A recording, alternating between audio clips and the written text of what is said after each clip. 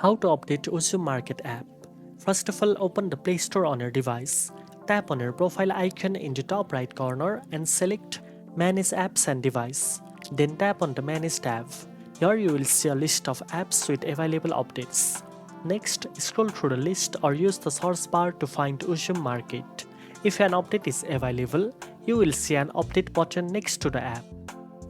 Tap it to start downloading the latest version, but if no update is available, it means your app is already up to date. The update will begin immediately and the installation will happen automatically once the download is complete. Make sure you have a stable internet connection to avoid interruptions during the update process. After updating, open the Uzum Market app to ensure everything is working correctly.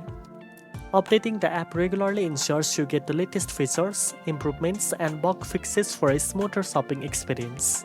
Now you know how to update Uzum Market app. If you found this video helpful, don't forget to like, share, and subscribe for more shopping tips. Thanks for watching, and I'll see you in the next one.